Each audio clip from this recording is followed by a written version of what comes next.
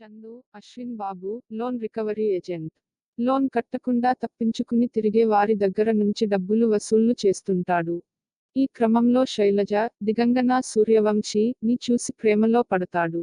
ఆమె ఓ chemical lab లో job చేస్తుంటుంది. అయితే ఓ గొడవలో చందుకి కళ్ళు పోతాయి.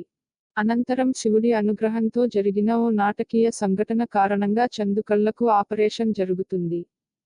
కొత్త కళ్ళు వచ్చాక చందుకి రకరకాల విజువల్స్ కనిపిస్తూ ఉంటాయి. అసలు చందుకి పెట్టిన కళ్ళు ఎవరవి?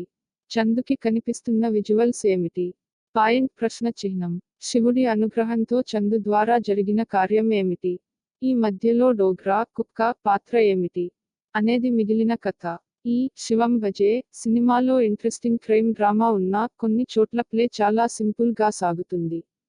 అలాగే డివోషనల్ పాయింట్ అండ్ కంటెంట్ ఉన్నా మెయిన్ ప్లాట్ కూడా సింపుల్ గానే సాగింది.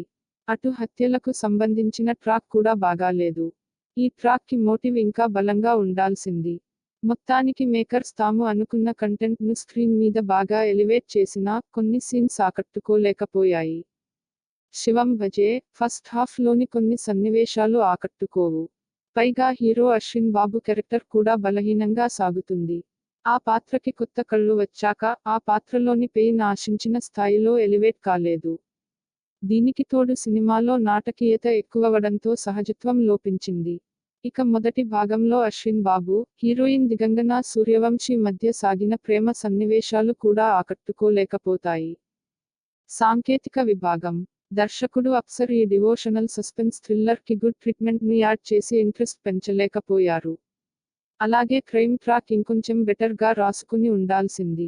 సినిమాలో దాశతి శివేంద్ర సినిమాటోగ్రఫీ బాగుంది.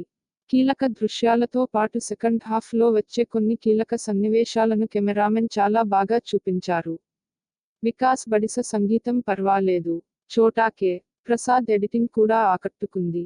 నిర్మాత మహేశ్వర్ రెడ్డి మూలి ప్రొడక్షన్ వాల్యూస్ చాలా బాగున్నాయి. తీర్పు.